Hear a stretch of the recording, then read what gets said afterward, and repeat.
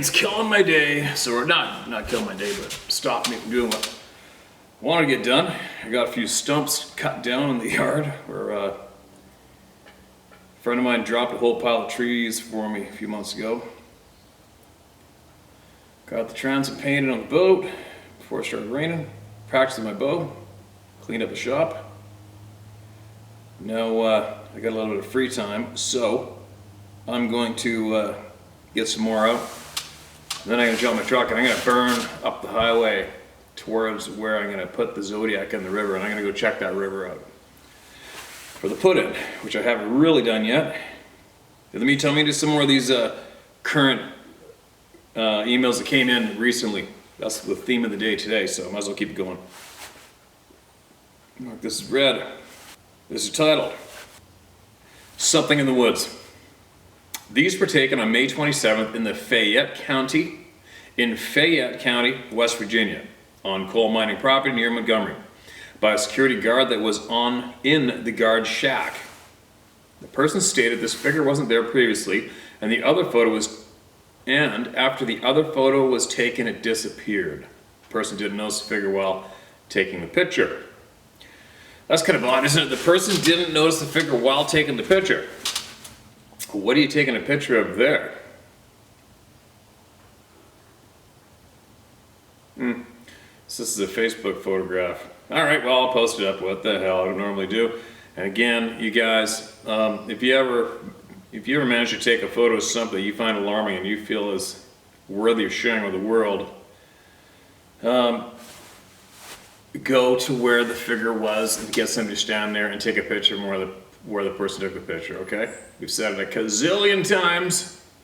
It makes a world of a difference if you are compelled to share a photograph, all right? Now, what's this one? A huge answer hidden in plain sight. Hello, Stephen, everyone. I discovered a huge answer about the hairy bastards and decided to share it with you, and through you, to the entire group of truth seekers. I've listed over and over again to people debating about what the Sabe are and where they come from, and it was following one of these debates that I stumbled, quite accidentally, upon the answer. I happened to be thumbing through a book of artwork found in the Vatican. In particular, I was looking at the works of Michelangelo when I discovered it. There in plain sight were Sabe depicted in this painting. In the Sistine Chapel, there is a painting done by Michelangelo called The Last Judgment. And in this painting, the Sabe are actually depicted, located dead center at the bottom of the painting. The painting depicts the different tribes of man, of which the Sabe appear to be part of, though personally I see them more as cousins to modern man, as they choose to remain in the wild. This is easily verified by anyone who chooses to see simply by looking at the painting, then zooming in on the section dead center at the bottom of it. Depicted are two hair-covered beings in a cave with a stretched hide in the cave with them. All right. I've attempted to attach the photo to this email for reviewing. Hopefully this helps someone with an answer to the question. Sincerely, Philip Fetterman. Feel free to use my name, as the naysayers don't bother nor affect what I know to be the truth in any way. Okay, Philip, thanks for that, man. That's an interesting find. Somebody else is going to be interested in having a look at that for sure. A book, artwork found in Vatican. Michelangelo discovered it. I was trying to look for the name of the painting. The Last Judgment, all right? So it's Michelangelo painting The Last Judgment. For anybody curious, all you sleuths out there that want to start digging. All right. Here's another one. 40 years have passed since my first contact. Here we go. Hi, Steve. I've written before about the hunting lessons my great-grandfather and First Nations ranch hand taught me when I was 10. The lesson about never shooting an animal that walked like a man. I share an experience of seeing one of these creatures watching me nap under a willow tree on the bluffs of the Missouri River Basin. I wrote about an emotional / psychic connection we shared. These beings and I, the ability these demons have to speak directly to the mind and of having experienced their presence across the country, even here in Florida while fishing in the 10,000 Islands. The connection that was made when I was 10 has always existed. I don't hunt anymore, nor do I fish much either. It's been a lot of years. I'm writing again because I've been hearing you read stories from others that have dreams or have never been the same since their first contact.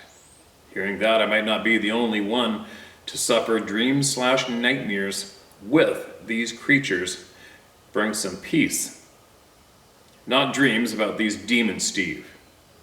The dreams of them are shared with them. There is no explanation, and like my last letter, after rereading it, the level of crazy for someone on the outside looking in must be off the charts, so I'll cut this letter short too. A few points first, if you'll permit.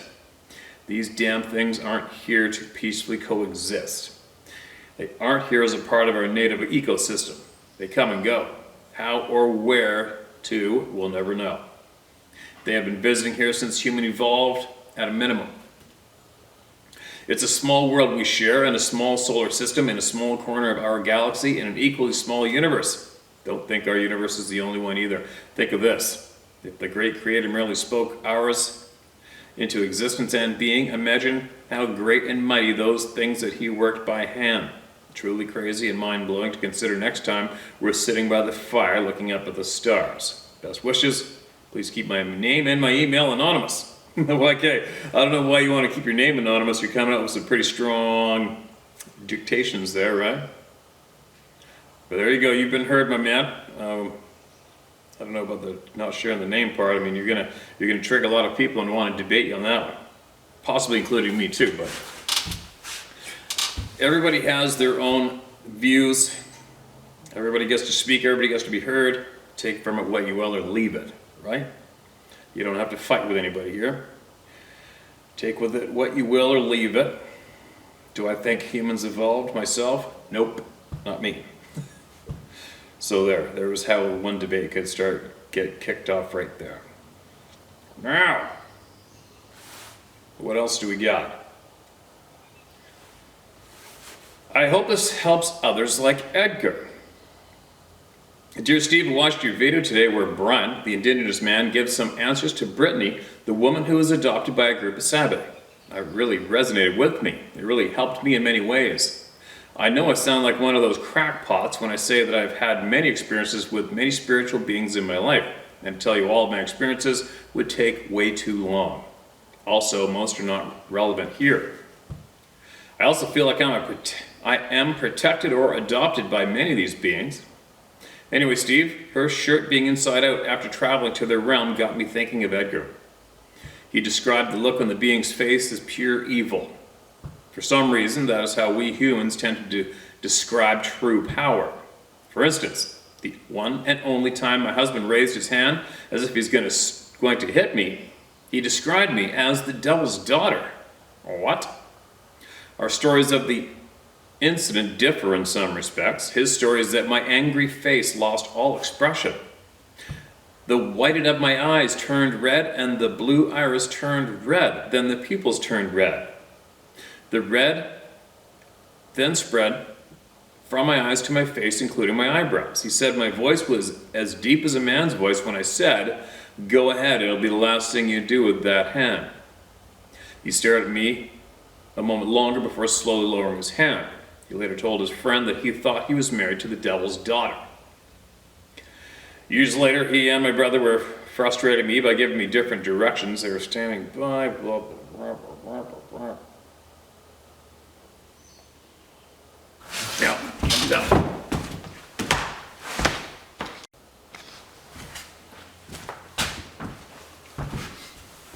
Okay.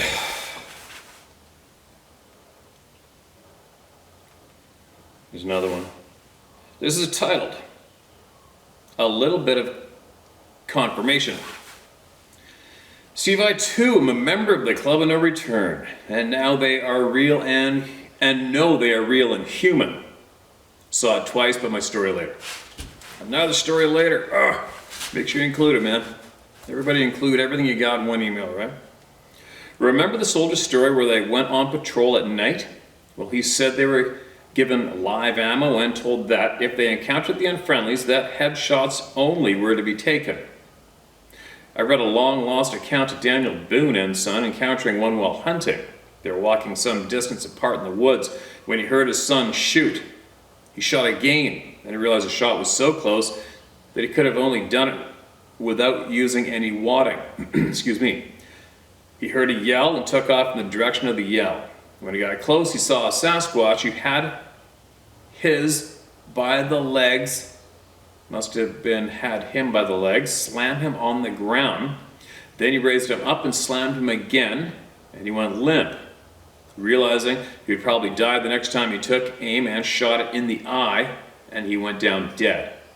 Upon his son's reviving, which took some time, he questioned him as to where he had shot it. He replied, in the heart area. Further examination showed 2 hits there with no trauma to it at all. Examining further with their knives, they found they have a bony plate in front. All this said, it gives credence to the military man's order to shoot at the head only. I'm sure given ample time and big enough firepower, they can be killed elsewhere besides the head. But it seems that this is the only place for a shot to take them out quickly. I don't condone shooting unless attacked, but I doubt one would have time for it. Keep up the great work, and thanks for giving a safe place to tell our experiences. Jimbo in North Carolina, and I don't care who knows because I know what I saw. Okay, Jimbo, maybe email in what you saw. Share with us what you saw, what happened, all right? And hopefully that'll give you a little bit of more peace and help somebody else who lives near you or was near the area where you had your experience with these bush people, all right? As far as the Daniel Boone thing goes, myself, I'm not familiar with that story at all. I've only heard it referred here in a few emails vaguely, and that's it. That's all I know, okay? Obviously, I know who Daniel Boone was, and but I'm not familiar with his journals, if he had them, his diaries, if he had them. I'm not familiar with that at all, you guys, all right? So it's interesting, though. It's very interesting, and I've heard a few different people mention the steel, the plates in the chest, and how it's impenetrable. I've also heard of the heart being up in the armpit area. The only way to shoot in the armpit, I don't know. Not familiar. I'm not overly concerned about how to kill one of these beings myself. It just doesn't. My gut, my instincts, my intuition hasn't driven me to be curious about how to kill one, to be honest. I haven't had that natural curiosity myself. Not yet. I don't think it will either. The dogman things, that's a different story for me. Here's another one, a short one. This is titled, A Whistle in My Ear. Hi, Steve. It was early summer. We lived in a semi-rural town south of Albuquerque. Our house was set back off the main stretch of paved road. Being surrounded mostly by farmer fields, there was high strangeness from time to time. This early morning experience happened just at twilight before dawn. We had a above ground pool. Starting summer school, in which I aided students with special needs, having to get up early to get chores done, one of which was treating a pool with chlorine, etc. I was spreading chlorine when an extremely loud, high-pitched whistle next to my right ear occurred. Hair went up in the back of next. The hair went up on back of next, just second to an immersed ringing/pain in the right ear. Grabbing my ear and seeing absolutely nothing, I rebuked in the name of Jesus. It had whistled approximately 3 to 6 seconds. It stopped. Then 25 yards in a vacant field, a shorter whistle, not as loud, rang out. I started praying the Lord's Prayer and it stopped. Question, has anyone here experienced this? I know whistles have been heard, but in the ear, close up? Thanks, Steve. Most recipes serve prepared look delicious, so sorry no elk, ram steaks, etc. here in Southern California. LOL. We'll try with a good old beef. Laura. Okay, Laura, thanks for that. And the question you asked, I could answer that. That's an easy one. It's happened tons of times. We've had hunters being in a tree stand getting a big gob of spit spat on the back of his neck from inches away up in the tree stand with nothing behind them. We've had people breathed on from behind, nothing behind them. We've had people screamed at from right behind them, nothing behind them. So, there you go. There's been a lot of creepy, weird things that have happened up close and personal to people with nothing there in sight. Kind of alarming.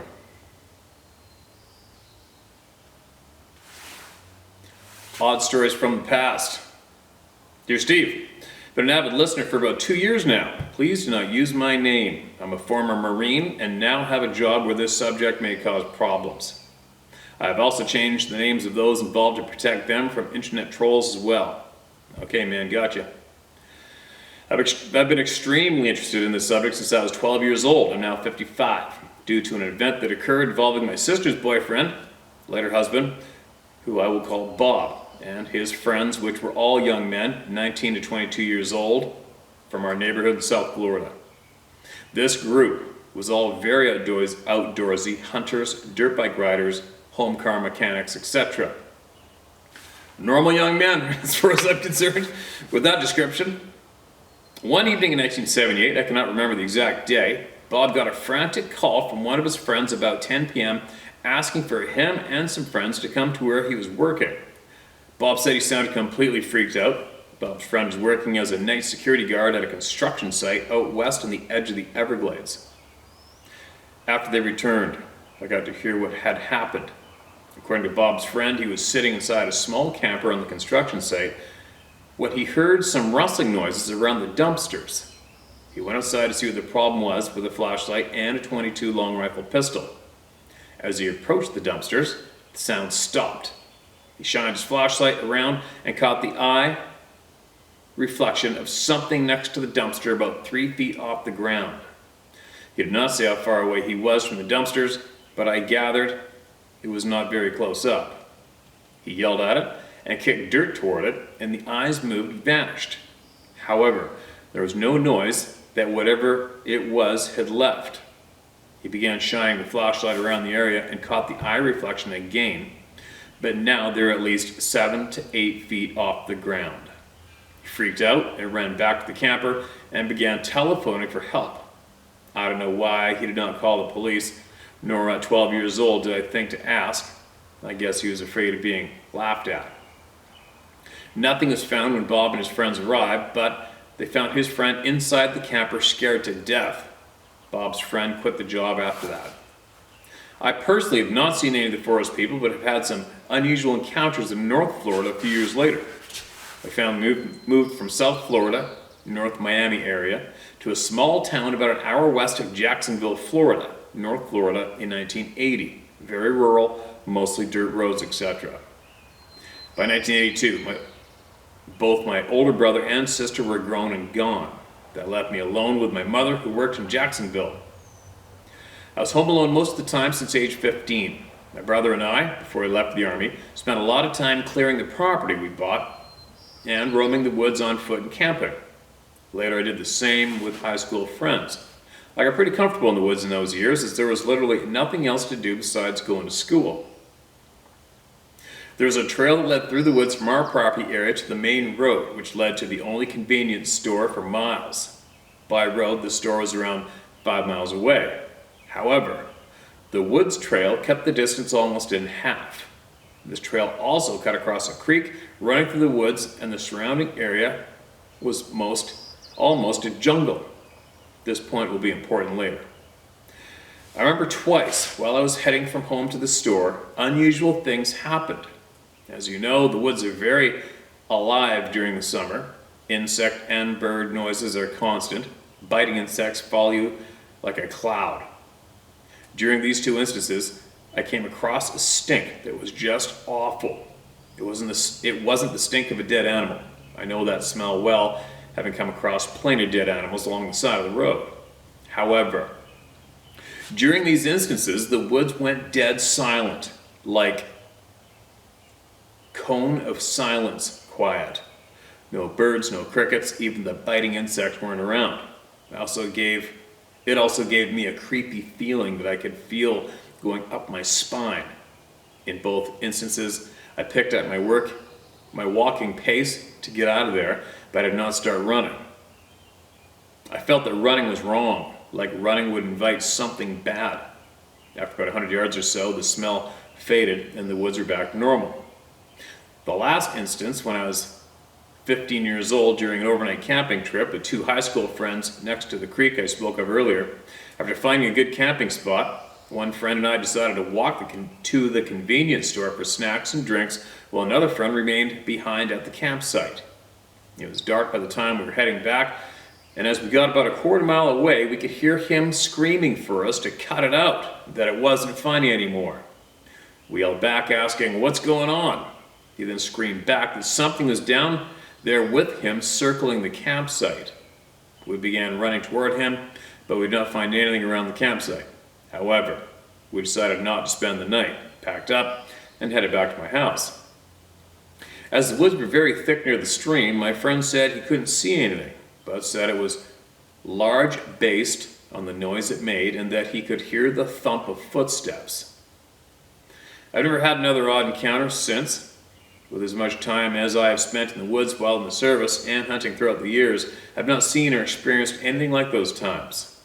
I guess the only major difference between the time is that I've never really gone into the woods unarmed since.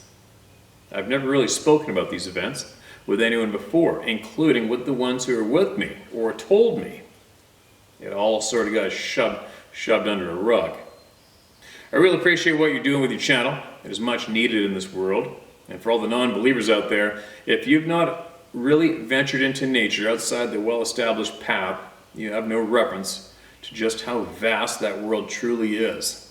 You may think that civilization reaches everywhere, and that because of that, these beings cannot exist. In reality, that unknown world is incredibly larger and unknown than you know or realize. My suggestion is, try going out there sometime and find out for yourself. Steve, thanks again, sincerely am. Okay, man. Thank you for sending that in. Another donation of time of life, which is valuable, right?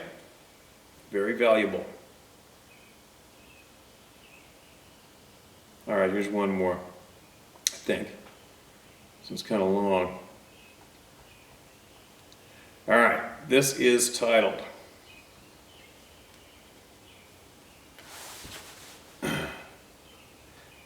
Sansevilla Panther and Bigfoot.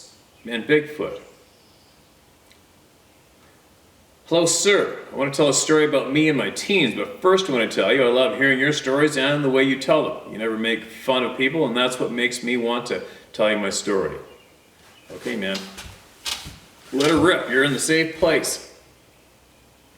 We lived about 20 miles back in the woods between Jessup and Brunswick.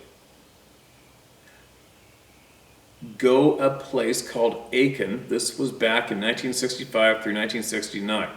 It was wild back then. 4 or 5 houses, 4 were old log cabins. We didn't have an inside bathroom, just an outhouse and a pitcher pump. Out back, we would fill a tub of water, then bring it in and put it on the wood heater, and that's how we bathed. We were really poor growing up, but I look back and those were the good old days. I miss them a lot. All I did was wander the woods most days. One morning, real early, right out of the blue, Mama wanted me to walk with her down to a little pond down from the house. It was overgrown with bushes and trees, and I said, "Okay, Mama." She wanted to go fishing. She's never asked me before. She had been sick for a while. I don't know if she wanted to talk to me or just spend some alone time with me. She passed away about a month later. That was really hard on me. Anyhow, as we turned off the road towards the pond, there was a dirt pile to our left. I looked down and said, "My God, what dog tracks it would take an 8-inch circle to get it all in." I could see where it had been digging about that time. My mama grabbed my arm and said, "Don't move." It was about 75 feet to the edge of the water. There stood a black panther, hissing at us. My hair stood up and all we had was 2 cane poles. She said, "Don't turn your back on him or run." This cat was at least 8 feet long, without the tail, and his legs as big as mine. I already made my mind up that I couldn't hit that that I could hit that cat 100 times before he got to me. He stood there and hissed 3 times, then turned and ran across the edge of the pond, then stopped, looked back, then jumped a dead tree and was gone. Uncle Daniel lived across the branch down the road in an old log cabin. The next day I went to his house and told him what happened, and he said he'd seen him years earlier, but he didn't want to scare us. I told him I was going to catch him, so he gave me one of his old bear traps. I took it back to the pond with my 410. I nailed it to a large pine tree covered with wisteria vines. I wired a small catfish I had caught in the pond. Every day after school, I'd go to the pond and check on the 3rd day. As I looked around the edge of the bushes, I could see the vines were chewed off about 2 feet off the ground. I was really scared to look any further, but I did. The trap was shut, but had a 1.5-inch claw, some black hair, and a little meat on it. No shit. After that, I took up the trap. We kept it in a glass jar for years, and I lost it. I showed it to a game warden once, and he says, "There's no black panthers in Georgia." I was thinking, you're full of crap. I almost got ate by one. I couldn't believe he was a game warden and didn't know that they would yell behind the house at night all the time. They would sound like teenage girl getting murdered. I would shoot in that direction to shut them up. It would quiet them for a couple of hours, and then they would start again. After listening to your stories, I always wondered why I would find a little wooden cross tied together with vines, and 3 or 4 rocks stacked on top of each other on the banister of the back porch. Makes me wonder what else was out there sometimes. Oh, we're missing some punctuation, okay, guys? What else was out there? Sometimes I would be at the house all night by myself and could hear things hitting the house. I was on 17 at the time, and it scared me because I thought it might be that panther. About a year later, I was coming home with Daddy, and right there at the pond, it ran across the road with 2 smaller cats, and all solid black. 3 months later, one morning, Daddy asked me to get my bike, go to Daniel's, and get us a coffee. I didn't want to ride through that branch that early because it was really foggy, but I went. I go to Daniel's, I beat on the door a couple times, he didn't answer, so I give the door a good shove. It was old lighter boards and it opens halfway. He had no lights, but I could see his feet in the bed on the far side of the wall. As I was going in, I was calling his name. When I got about halfway, I could see that his face and shoulder was gone. I set the grass on fire when I left. I got back at the house. I was screaming at Daddy and told him Uncle Daniel was dead. When we got back to his house, I stayed outside. Oh, okay, hold on a minute. Sorry, I'm going back because that was confusing. I could see his face and shoulders gone. I set the grass on fire. Okay, I think when he said that, he meant he started running. When I left, I got back at the house. I was screaming at Daddy. I told him Uncle Daniel was dead. When he got back to his house, I stayed outside. I got to looking outside and found that panther tracks outside and below a window.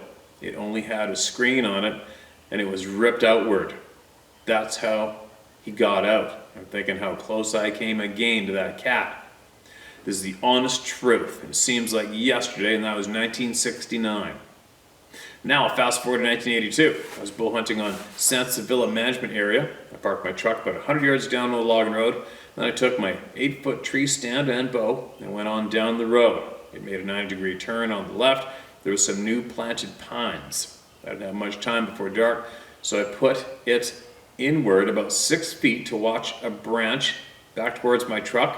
After a little, I looked to my left, almost behind me. There comes 2 does. After 2 years of bow hunting, I'm going to finally get one. There's no punctuation. Well, I turned back around and waited for them. They made the curve, then they spotted me and froze. I could see their eyelashes. The only sound I could hear was this large power lines humming. Well, the standoff lasted about 10 minutes. They kept looking ahead, not at me. They would not move. So I thought, well, you're fixing to mess up. But I was running out of daylight. So I draw back, and when I did, they bolted about 20 feet back. So I turned my arrow to the left. So I turned my arrow to the left, that one ran back the way they come, then I swung to the right, then that one took off the same way. I just sitting there knowing it wasn't going to work, so I lit up a cigarette. But that time I heard down by my truck in the branch the most pissed off growl I ever heard. Nothing in the woods so deep and mad as hell. There was about 5 or 6 dead logs breaking. Mad as hell. There was about 5 or 6 logs breaking. I'm talking 5 to 8 inch logs breaking. I'm thinking it's down by my truck. After a minute or two, I could hear it growling as it crossed the road going away from me. The only reason I took that ladder stand was to hold it in front of me to fight with it. That was not natural. I guess when you get that scared, it burns in your brain. You can call me Wayne. Thanks for letting me vent. I have more, but we'll stop for now again. Thank you. Whew, there's a mouthful. Your uncle got shredded by a frickin' cat and in his house and face and shit. Well, that sounds pretty frickin' bizarre. And it shouldn't be too hard for somebody to find the record of that death either, I'd imagine, right? If you're into it. That's a bizarre handful of stories shared there, man. Big cats. I've never had a toe left in a trap yet myself when I've used them in the past. Years back, we had a wolf, big wolf, who had his foot in a trap one time and only had was one toe in it and held him. But, yeah, big cats. Cats are opportunists big time, man. They are so stealthy. There's a couple ripping around my place right now. People are seeing them. Somebody's got a video of them yesterday, actually. All right, what's this one? This is titled In Africa. There we go. I think we had some crazy stuff shared from Africa from our friend in the military. It's titled In Africa. The following is what I remember of someone telling me about when they were a child. So it's a child's perception and memory, retold as an adult, colored by my memory. Back in the 90s, I went with friends to visit a friend of theirs who lived a short distance outside of Ottawa, Canada. Quiet but not shy. Some hours into the visit, he told of some of his childhood. Born in Canada, he moved with his missionary parents to live in Kenya. From a young boy of 5 years in the late 60s through the 70s, he lived in Kenya, first in a small village for a number of years. He ended up staying with the locals there while his parents traveled around the region. With them away so often for extended durations, bringing the white man's world to locals, he ended up running around barefoot and naked with the village children, doing as they did, with him leaving the white man's world behind as he assimilated into their life. Much of that was learning by exploring their village and its surrounding areas. Ranging was appropriate by local standards for their age. He told of a long but shallow valley that started a short ways out of town. Descending from the flat land that the village sat on, this valley was fairly barren. The kids would sometimes go by it during their exploring, but avoid entering due to the warnings about the wild man that lived there. I forget what its name translated to in English, but he saw it a number of times. When going past the valley, the kids would take a look for it. While it was often seen, more often it was not, but enough that the kids got reminded to not go down into the valley. He went in once on a dare, down and around a couple of bends, but didn't see or hear anything before he lost his nerve and quickly retreated to find the other children had already run off. As I write this, I have a vague recollection of him going in another time and getting chased off by some aggressive yelling. Despite his being white-skinned, if tanned, and everyone else being black, he had no recollection of being regarded differently from the others by the wild men, nor of it seeming to remember any of them. He gave its description as roughly like an adult Bigfoot in North America is depicted, only as though it was squashed shorter, around 5 feet tall. As he grew, it stayed the same size. He always thought it was an adult. He described a lot of muscle, short black hair, somewhat longer on its head, but not long enough by human standards. A black beard encroaching on the mouth and eyes, no neck, rounded head, not a cone head. Longer arms, but definitely man-like, not ape-like. Always standing like a man, not like an ape standing or squatting upright. He made no mention of skin color on the face or elsewhere. When asked what he thought it was, he was adamant it was man-like, not an ape. But he wasn't sure if it was a hot, climate-sized Bigfoot or something else. When they saw it, it would be in the open. It would stand unusually still, facing them and staring back at them. Note that it would have heard the children from some distance off. He says its attitude wasn't angry, but more of one of a, "You'd better not." Sometimes it would yell and throw small stones. They came close but always missed, quickly chasing them away. They never stayed to tease. It meant business. He said he only ever saw that one male, but that some of the other kids reported seeing him with his mate and a child, which would result in a lot of yelling as the kids were chased away by the male.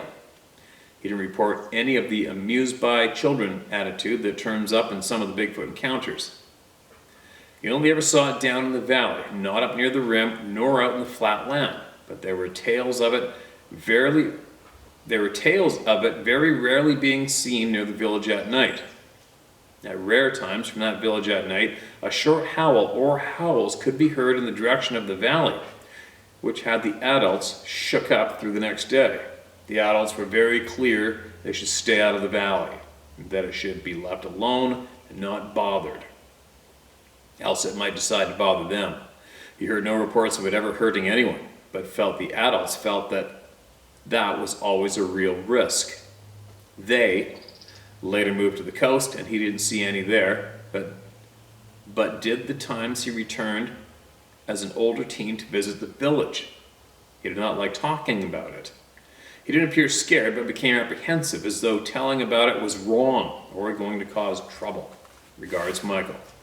Holy shit. I think that's the first direct description of something in Africa being reported here, I think. Because remember before our military, remember chasing the guerrillas, the bad guys through the jungle in Africa, and a couple of them came running to their pursuers for safety because something basically annihilated and made that entire group disappear in the swamp at nighttime. I remember that story. I'm not relaying it too smooth right here though, am I? Africa. What a big chunk of land over there. I'll bet you there's way more stories originating from that continent, without a doubt. And they're just not here yet. Let's see, one more story of my life. It's almost like fishing, right? One more cast. All right, this is titled, What I Know and Edgar. Hey Steve, that sheriff from Edgar was pretty good. It confirmed what old-timers like me already are aware of. Added some precision to what we have suspected. At least the old-timers have been paying attention. I'm not a scientist, just an old dude that spent a lot of time in the forest. Spent some young years hunting every day and never ever thought of a Bigfoot creature. As a young man trying to feed the people in my household and do my share. You already know my story, although you don't know all of it. I'm going to tell you a couple of things. You wonder about abilities that have been lost to humans. I have wondered that many times myself. This may not mean anything to anyone, and I'm positive there are people who have had the same type life experience as me. Okay, here it goes. Number one, when I really young, probably around 6 years old, I had pneumonia. Ended up in a hospital emergency room. They put me in a tub full of ice to bring my temperature down. Remember, this was the early 60s. Next thing I knew, I was looking down at the people that were trying to save me. Out-of-body experience. I must have died or been real close to it. Or maybe just curious. You never know. Maybe I just didn't know you weren't supposed to be able to do that. Okay, number two. When they were trying to teach us to read in school, I already knew how without trying. I knew the meaning of words I never heard before and would find out later I was right. I just knew how to read. I don't know why. There's probably some things I'm forgetting here, but I will keep going. Number three, when I was around 10, I seen my first UFO long before lasers or drones. Number 4, when my brother was killed in a car crash, I felt something in the darkness and called out to it, and the light disc appeared in the pitch black and left when I asked it to. I was 23. I'm only telling you this because of the things you think have been bred out of us. Number 5, I told you of my experiences with anomalies I've dealt with in the forest. So, when all this is said and done, I can only say I think maybe I have a sixth sense. I think many of us do. You probably have it. That's why you've seen what you saw. I'm sure of it. When you read from Edgar, I was amazed when the scientists said there are many more of the beast now than before, something I was already aware of. I think I sent you an email asking you what you thought of the idea, as in, do you feel like it's picking up? Or am I imagining it? Because it is so easy to communicate in these times we're living through. You know, I myself have never laid eyes on those things and don't want to. But my gut tells me I have seen them out of the corner of my eye. Like the last time I was mowing the graveyard and got so dizzy and sick I almost fell off my lawnmower. My son found the footprint down the road from there. I believe he has an intuition also, even more than me. That's why he found the print. That's what I believe. Also, he confides in me. I'm going to close this up now as fast as I can. Remember, I try to keep my thoughts in the real world because I'm conditioned that way. When I was young, there wasn't a deer in 50 miles of here. Now there's a shitload. People don't hunt to stay alive like the old timers, plus conservation laws. If they're here now, the beast, then they have to eat, and there's plenty of whitetail for them to feed on. From what I've been hearing on your channel, they've been feeding on deer meat, and there's an abundance of food in the wild. There's a population explosion. That's why I mentioned depleting their food source in one of my emails. I know they're here. I've suspected for some time because I could smell them, even in places where I would not think them to be. It puts me in high alert. Not up around houses or anything, but on the trails people use to see some of the local attractions. When my kid found the footprint, it was physical proof. They're here with no doubt. Also, they keep closing the campground I like. I smelled them there too. Honestly, I think the G-men are onto them, and they probably hunting them, or at least trying to drive them away. The campground has been closed for a while, and there's always some lame excuse posted on the gate. Now I see where there is another campground that's closed unexpectedly, a real popular one, where there's money to be made. There have been numerous sightings around that campground here in Ohio. We've got a lot of big hills, tight valleys, and thick tangles in this state. Most people don't think of Ohio as a place where they can exist, but like Charlie Daniels said, there's some things in this world you just can't explain. Okay, don't think I'm crazy. Sure, if you take a notion too. Thanks for the Edgar share, very, very awesome, especially about the light sensitivity. We kind of figured that too, but the distance was flat out mind-boggling. These photos are the print my kid found in the mud in February with toe prints, 14 by 6. Who walks around the woods barefoot in February at night? P.S. I found an educational YouTube posting of the Ohio DNR teaching kids how to spell Bigfoot. Why would they do that? What happened to Smokey the Bear? Just plain weird. All right, gotcha. Got the photos? Appreciate the share, man. And I will get those photos up. I'm on a roll. I actually remembered to put the photos in the last two videos, I think, didn't I? Oh, man. All right.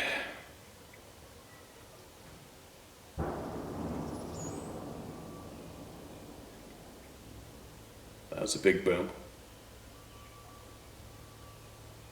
All right, let me do one more here. This other one's fairly recent. Okay, here we go. Last one, I'm going in. Your name they gave you. This ought to be interesting. Hi Steve, I've written to you, but you haven't read my email of my interactions, but eventually you will hopefully get to it. Yesterday, you read an email from the Owl Man concerning adoptions and the special names that people give us. I asked my adopted sister what name they call you, and she spelled out Hunter leader. You are highly regarded by other people because of what you are sharing with the world. My name is Cabin Lender.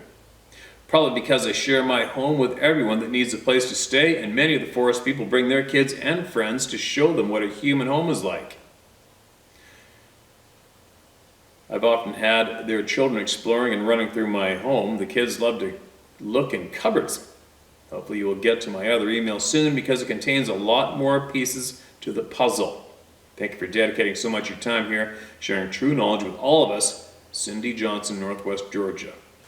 Okay, Cindy, I should probably find your emails because you know as well as I do what you stated in this one's going to have a lot of people going, yeah, right. Sasquatch running around in your house looking up in cupboards, right? And for any of you who might have missed the last couple of videos, email shares, the Alman is sharing how he got his name from the beings that he's been in contact with and how they do refer to other humans with names they give them. So I guess that brought up the curiosity of, for some, to what they may possibly call me. Different kind of an email, isn't it? All right, there we go. I got a good handful of people's voices shared that are sitting politely in line waiting to be shared. Now I have to get my butt in gear and carry on with my tasks at hand. Got one day here to get caught up, and then it is off to the wilds again. We'll be back shortly.